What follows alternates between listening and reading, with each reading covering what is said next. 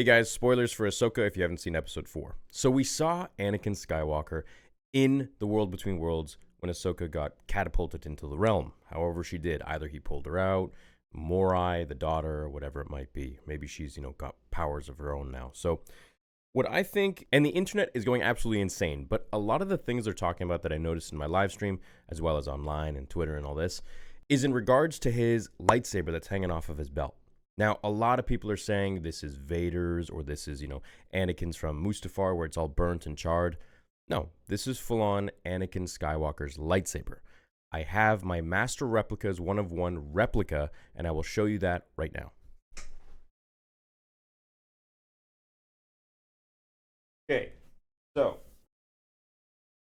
here is the master replica's one-of-one Anakin Skywalker. Now, this was made, pre-Disney, this George Lucas era. And as you can see, we got to see the top of Anakin's saber. I'm going to take it out for you very carefully. So, here it is. And as you can see, it was hanging off of his belt like this. The Vader saber doesn't look anything like this. It's much thicker to make way for his cybernetic hands, which were obviously bigger. And it was also more so like his episode 2 lightsaber, which is very different from this. So what was hanging off his belt, it was like this. And the Vader saber actually hangs from here. So it's definitely not Vader's saber right then and there. You can also note this part here. You can clearly see that in the show. So we can debunk that right there. It is Anakin's saber from Revenge of the Sith, not Vader's.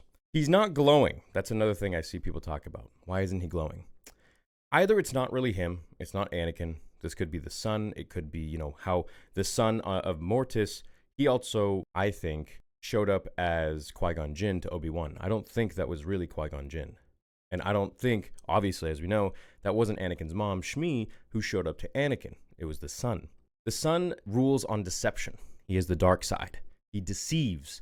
And this is something that we've seen him do many times on Mortis. So we can expect that again here, just deceiving Ahsoka, especially considering that she now has the son's sister, in her or residing around her, the daughter. He would definitely want to deceive Ahsoka even more because it's like a personal thing. So maybe it's not Anakin. If it is, then my question is, well, maybe, if he's not glowing blue, it's because he's in the world between worlds. And the world between worlds is essentially, I think, where people go when they die. I think it's like the in-between of everything, right? It has doorways that lead into every sort of chapter and moment in Star Wars. And it makes you kind of wonder, like, okay, like, what the heck, how does this play into the whole story where you can change events as they're happening, right? Just reaching a hand in and pulling someone out can really fundamentally change the entire timeline. I mean, this is why Palpatine wanted so much access to it, because he could have, if anything, at least seen into the future of what certain paths would yield for him when it came to dominating the galaxy. What if he was killed by Vader? What would that do? What if he chose Luke to be his apprentice? What if he chose someone else to be his apprentice? What if he overtook the unknown regions and started a whole new empire over there, which he eventually did in Legends or in in sequels. In the sequels. You should make a hat that says the sequels are shit. Oh my gosh. Look, man, I'm all about positivity, and yeah, as lucrative as that would be, it would probably bring a lot of sales. I think, unless you guys really, really want that, I mean, I'd rather make stuff with hearts on it, you know what I mean?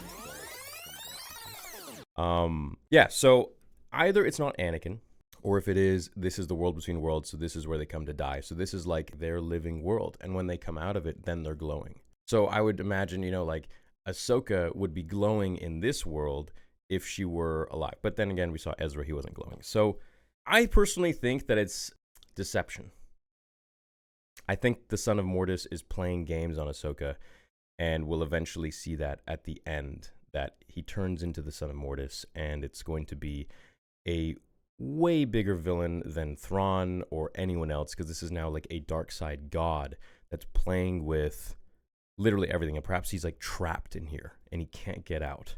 So, dude, I mean, the possibilities for that are pretty endless, but I wanted to address the fact that it is Anakin Skywalker's lightsaber from episode 3, and if it's not him, then it could be the son. If it is him, then I have a few questions.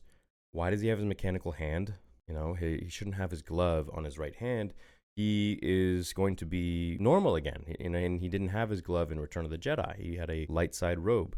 So why is he wearing his Mustafar outfit? You know, why doesn't he have his cloak on him? Why has he got his lightsaber as a Force ghost? And, you know, why isn't he glowing? Now, if we go into the new canon novel, Shadows of the Sith, I believe it was called, something like that, there's an excerpt in there where Anakin shows up to Luke in the Force, and he has his lightsaber with him. So clearly there are some things that are changing, I guess, in the Star Wars universe, where lightsabers perhaps are... I think when you die as a Force ghost, you literally go into another dimension. Like, you go into another realm. And perhaps you can go and visit people here and there by accessing the world between worlds, but you can't stay for too long. But you still achieve, like, you have all your power still, everything. Like, if you are able to achieve that immortality, then you can go into these different worlds, but you're no longer welcome to stay in the living for like an extended period of time. And I think this is why they like come and go so frequently. So I think with Anakin being here, it's going to make it really complicated, because if it's not him, then where is he as a Force ghost? That could leave a potential opening for her to see Anakin with Luke, and this would really confuse and go, you know, Dave Filoni could write this so that for like maybe like 40 minutes of the episode, or however long it is, we think it's Anakin Skywalker. And we go through all of these like fan fiction-y moments where, you know, Snips is wanting to perhaps right her wrongs, be like, if I never left the Order, then maybe I would have been able to save you and prevent you from turning to the dark side. And he'll be like, well, why don't we see and find out? And pushes her through a door into Order 66, and she's at the temple stopping him. Or she's on Mustafar trying to stop him. And she'll see that that didn't work, so she could let it go. Or there could be other situations where they're walking through the world between worlds, and she's thinking, you know, what if I never left the Jedi Order? What if this and that? And we could see these possible different scenarios through the world between worlds, which shows us different outcomes. And I'm thinking that in the end, it could all just be a trick played by the Son, and we'll all be like, holy crap, that is a huge twist. So if you remember in the first episode, we did hear what sounded like the Son, and we had Sam Witwer credited in the credits at the end. So I'm thinking like it could totally be the Son. I originally thought it was Maul, but it doesn't really make sense. But the Son could make sense now, especially considering that she is in the world between worlds. The Son did activate. He did move in Rebels at the end on the mural, which means he's still around. He's not dead. And the fact that Ahsoka is now connected to Morai, to the daughter. And the Son hates his sister. So, you know, pretty much. So this could get really wild in the next one. Like, it could get really far-fetched, really wild, really crazy, and I can see why that they would want to put this in theaters, because if they have, like, a Mustafar duel with Ahsoka and Anakin, I mean, that's going to be something beyond fan fiction. That's going to be something that a lot of people have always contemplated and always wanted to see. So I'm thinking this Tuesday is going to be absolutely insane. I'm going to be in California before I come back for the watch party. I'll be there for the watch party, but I was thinking of staying there even and going to the premiere with, like, you guys and doing, like, a fan meetup or something, but I think we might do a fan meetup on Sunday. So if you guys are in the LA area, I'll announce it on my Instagram. So go check me out on Instagram at Star Wars Theory, and I'll do like another video here or something like that. But yeah, essentially this is like my thoughts. These are my thoughts on Anakin Skywalker, just totally candid regarding the world between worlds, and a lot of the questions a lot of you guys have had that I've seen in comments and in the live stream. So let me know what you think about it all. I'm really excited for the next episode. It could be huge, or it could be like a heartbreaker, you know? So we'll see what happens, man. But thanks so much for watching, guys. As always, follow me on social media at Star Wars Theory, or on Twitter at RealSW Theory. And you can check out my podcast on Spotify and iTunes. So see you guys in the next one. Until then, remember, the Force will be with you always, boys.